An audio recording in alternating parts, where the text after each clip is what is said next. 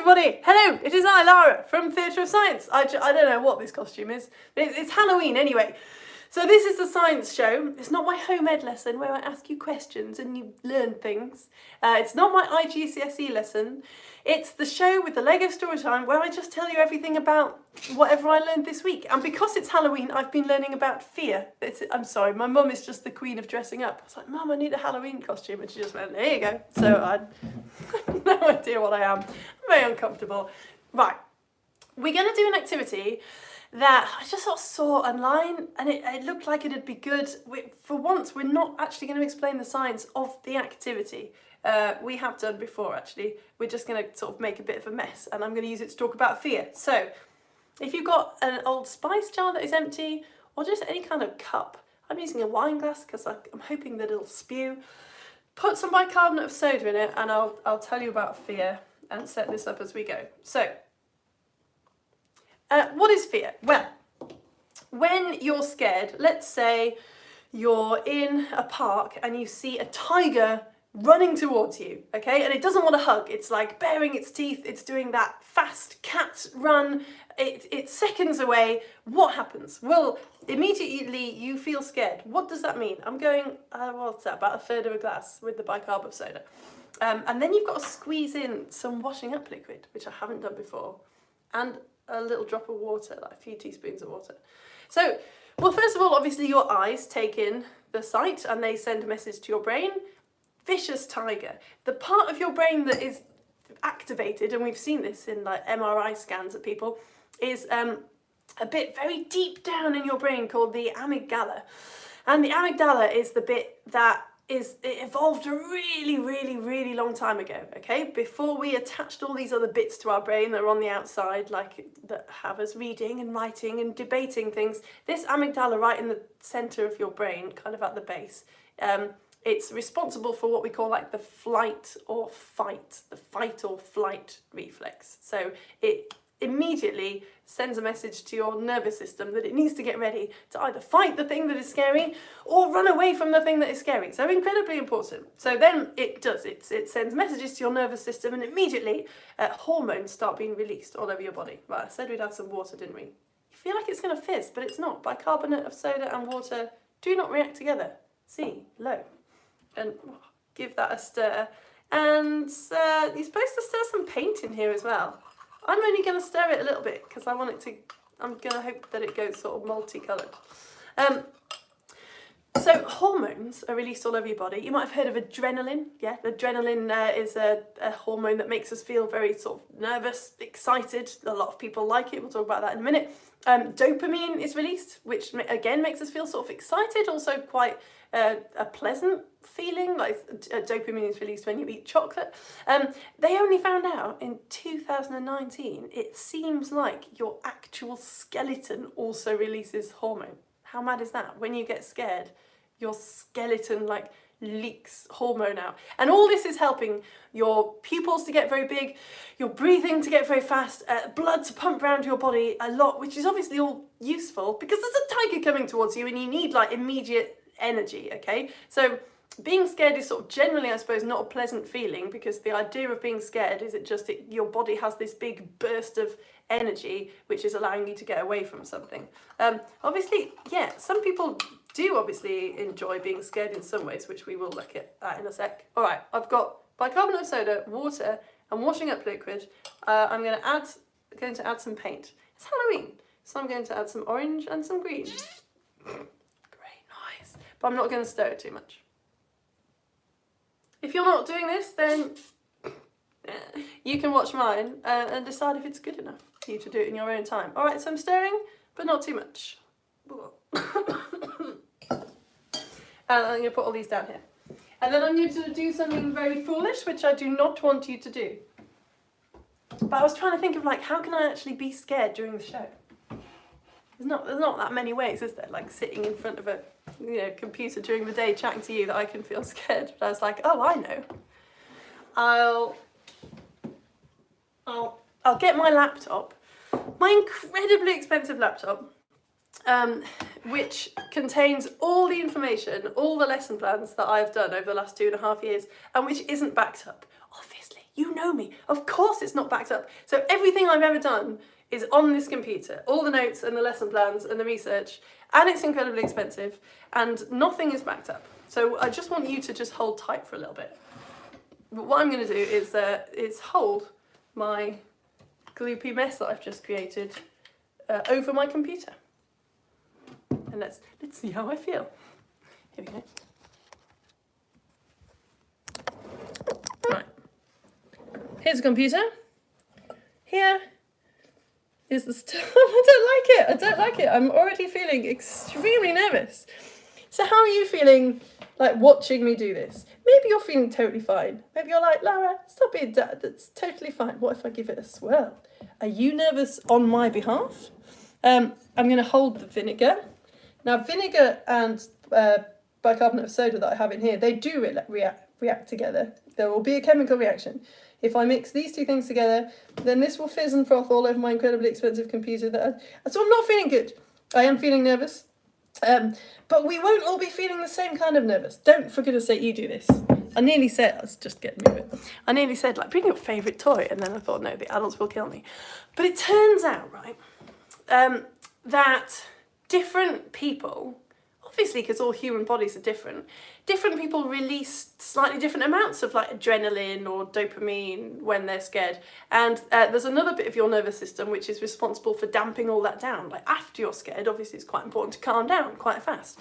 But some people's sort of feeling systems kind of don't have any breaks, and maybe the dopamine isn't absorbed back into the body as quickly as it might be. And all this affects how much you enjoy being scared. So if you're with someone and they're really scared of something and you're not, it might be that their actual physical body is feeling something that you're not feeling. So it's like saying, oh, don't be scared, it's not scary. It's kind of like saying, well, you should like that thing, it's tasty. Like, it doesn't make sense. They're experiencing a different thing to you. But let's pretend that all our bodies are exactly the same. That we get exactly the same amount of adrenaline rush, and then that adrenaline finishes at the same time. Then would we find all the same things scary, not scary? No. We better do the activity, haven't we? I can't have mixed all this up and then just have it hanging around for so long. But I'm going to give it a bit more of a stir, because I've learned from the Facebook lesson that I did this morning that all the stuff will have settled and it won't work as well if I don't stir it. Okay, I'm going to stir it, and then I'm just going to add vinegar. Here we go. Getting very strong smell, which is kind of relevant for story time. All right, here we go. It's still quite close to my computer, isn't it? Come over here. Just for the benefit of people who aren't doing it at home. See what happens.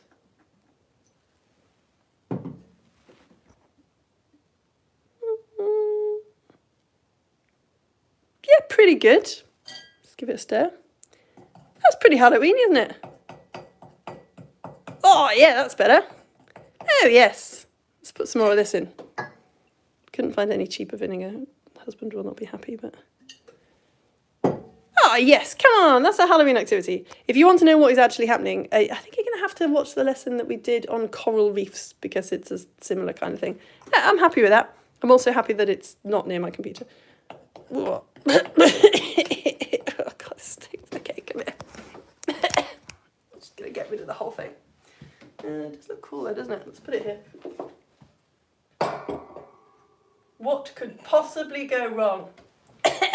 So, yes, we all feel fear in different ways, but even if we had the same body, we wouldn't all feel the same amount of fear, because it turns out fear is quite psychological, not just biological. So you can learn how to be scared of certain things. The best way that I could find to describe this is by telling you about Jaws, okay? So you probably know that Jaws, a very famous scary film about a shark, a really unrealistically evil, intelligent shark that, like, hunts people down for years at a time. But anyway, Jaws was at first a book. It was a book by a chap called Peter Benchley. I can't remember, maybe in the 60s it was written. But this is, give or take, because my photocopy is terrible, my printer is black and white, but this is the cover of the first Jaws book, before it was made into a film. Do you notice anything a bit weird? Okay, I know the writing's back. Oh no, it's not. It's YouTube. The writing's not backwards. Notice anything a bit unusual? We've got the word Jaws, a novel, and we've got a picture of a shark. There's something a bit strange about the shark. So the book was incredibly popular. Steven Spielberg made it into a film. And the film was excellent, you know, it made everyone really scared of sharks. When the book was written, if you'd asked anyone a few days before the book came out, what do you think about sharks? They'd have gone, fish. One of many fish in the sea. People weren't scared of sharks. And then Peter Bletchley wrote this fantastic book, and then the fantastic film got made, and suddenly everyone had learned to be really terrified of sharks. So the second issues of the book, like the later issues that came out after the film had been made, the shark looked like that. Isn't that amazing? That's what people thought a shark looked like. Just a fishy blob with no teeth. And then once people had learned how to be scared of sharks, we started showing sharks like this. It's just fascinating. And the bit of your brain, which is also very deep down and buried and evolved a very long time ago, which is connected closely to your amygdala, is your hippocampus. And this is responsible for memory. So when you're scared of something, your hippocampus almost kind of like takes a kind of photo of it, like just kind of remembers a snapshot, which is useful, right? Because if you've gone into a dark forest and you've been chased by a tiger, you need to remember that you're scared of dark forests so that you don't like see the tiger again, and you know your life is safer because of your hippocampus remembering. But this is why some people who've seen the film Jaws feel very nervous around, like, say, very big ponds. Or like when I go to Scarborough, to the seaside, I'm quite scared of the sea. Even though my like newer bit of my brain, which has been stuck on the outside, knows that there are no great white sharks at Scarborough Beach. The very deep embedded bit of my brain, the amygdala and the hippocampus, they have seen the film Jaws and they're not letting me forget, okay? It's just the two bits of the brain aren't really talking to each other, which is why fear can be, you know, sort of quite irrational. It's very hard to calm yourself down if you're feeling scared. Okay, just before we go to story time, I have to tell you about an experiment that I heard about. Here is a chap called John B. Watson. It's a very disturbing experiment about how we learn things and fear. Here's John B. Watson, okay? He was born in the late 1800s, died in the mid-1900s. He's very famous for the Little Albert experiment. What is the Little Albert experiment? Well, it sounds really obvious now, but John B. Watson wanted to investigate like whether people could kind of learn to be scared, like the psychology of fear. So he got a 9-month-old baby from a hospital. He did, the mum was there as well. Maybe the mum knew him, maybe she felt a bit pressurised, we're not sure. But anyway, they got little 9-month-old Albert and they sat him in at the science, you know, lab, and they gave him lots of different things to play with, like a white rat, and I think there was a white rabbit, and there was some cotton and some wool and all this stuff. And little Albert, being a fairly typical developed child, he just sort of played with them all, had no particular feelings. And then 2 months later, they got him in again, and they gave him a white rat to play with. But every time little Albert, 11 months old, less than a year old, every time this baby started playing with the little white rat, they'd make a really horrible, really loud noise behind him and make him cry.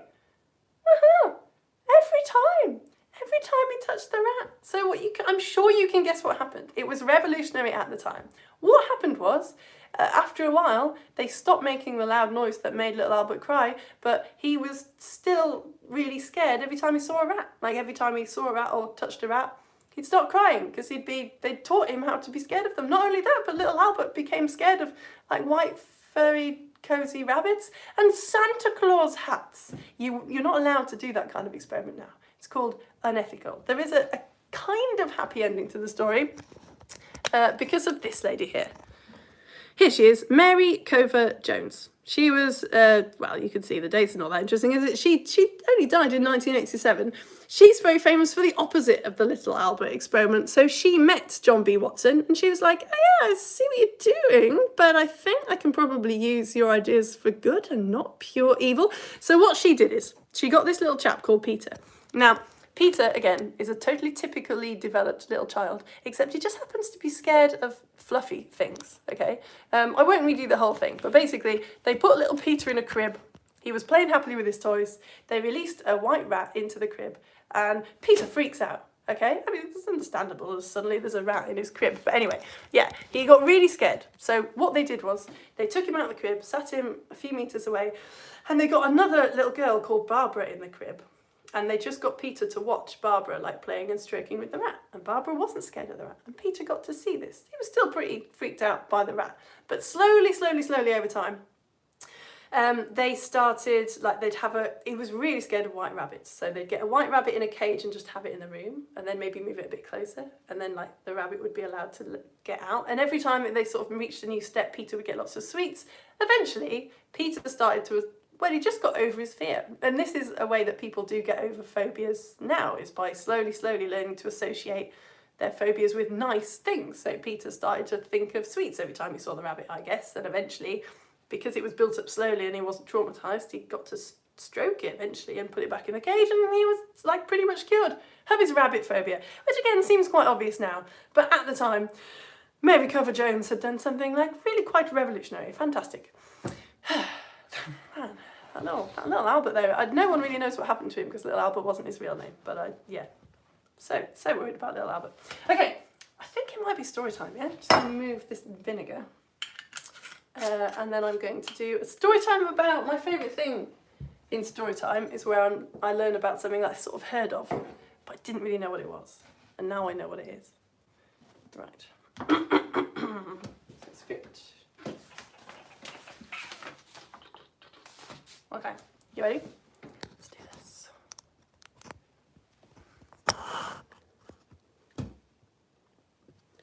My pot plant in the background, not very scary. Excuse me. Medieval Europe, 1374. The time of your about 28 more great-grandparents ago. An area now in Western Germany and Eastern France. Is quite famous because thousands of people began in 1374 to dance. It doesn't sound so bad, does it? But they couldn't stop. It wasn't a choice. For days, weeks, these people danced non-stop, yelling for people to save their souls. Some people broke bones, experienced terrible pain, but they did not stop dancing. About 150 years later in the same area, up to 400 people died of this so-called dancing mania.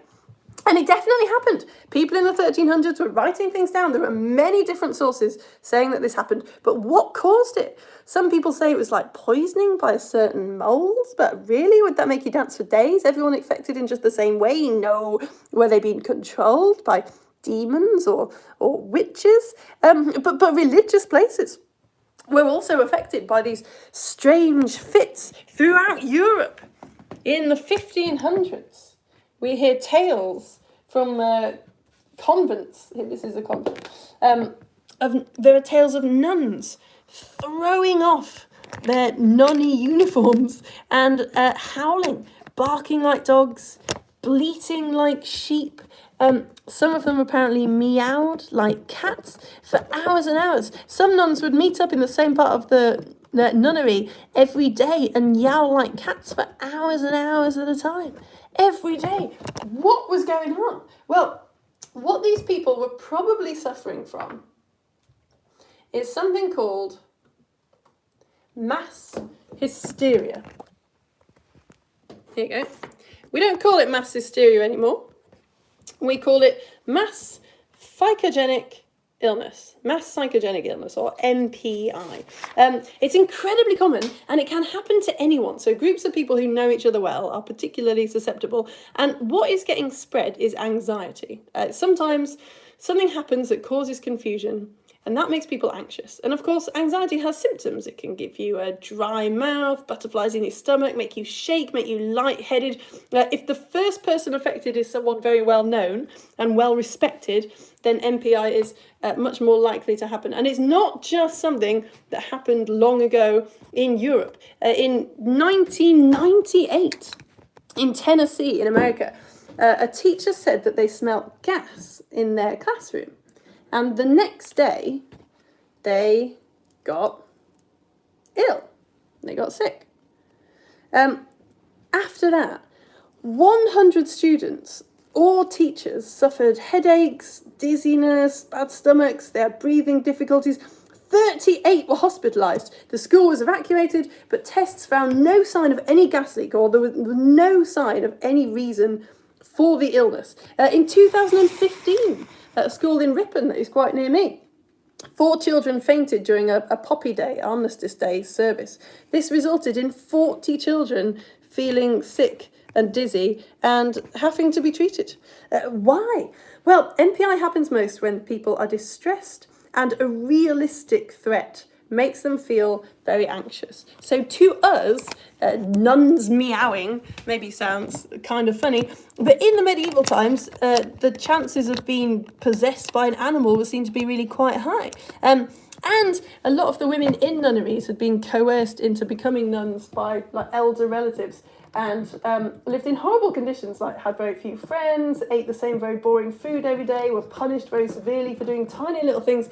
They lived very difficult lives. It's no wonder, really, that women in medieval Europe were frequently possessed by demons. And in the Mosel Valley, first place we started, even by medieval standards, life had been extremely hard. So their crops hadn't grown, their food was very expensive, diseases like leprosy and the plague were everywhere.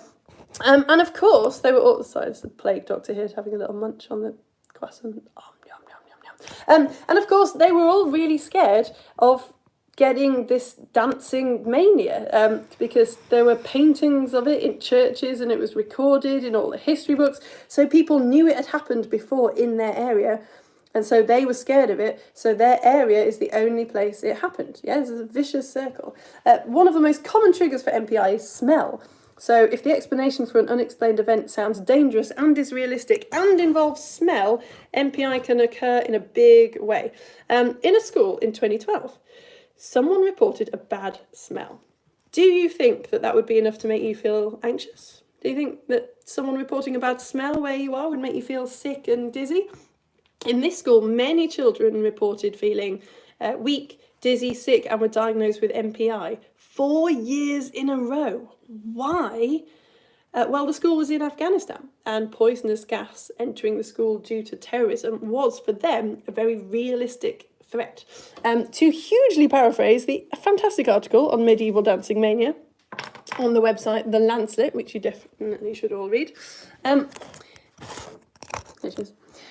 These bizarre events are worth remembering. They provide a lesson in the power of our beliefs and expectations to shape how we show our distress. The dancing plagues remind us that the symptoms of mental illnesses are not fixed and unchanging, and reveal the extremes to which fear and supernaturalism can lead us. The end. I feel a bit bad for Ripon there. It is in a rural area. It's not quite that bad. I think there probably would be like a hospital and a school nearby. Anyway, right, you lot. That is the end of story time. I hope you enjoyed that. I had heard of mass hysteria. I didn't really know what it was. I really like that thing by The Lancet. A lesson in the power of our beliefs and expectations to shape how we show our distress. So the thing to remember about people suffering from MPI is the distress is real. The MPI is like how the distress is sort of showing itself. You see what I mean? Right, you lot, that is the end of the Science of the Fear Show. Thank you so much for joining me. Tomorrow, we're doing our first home ed lesson on pathogens. We've got 7 weeks up to Christmas learning about diseases and what they are and how they affect us. Really looking forward to that. And we're doing, I'm doing a IGCSE physics lessons up to Christmas as well. And the one tomorrow is on Hooke's Law. If you'd like to join me, then it would be very pleasant to have you along. Oh, someone's commented on my post. I'm just going to go to Facebook and see if any of you have said anything to me. Oh, you have! Ah! Oh no, Coral, I was a bit worried about you because I was really late. Oh good, but you found it, I think. That's good. Coral was saying, how do we access?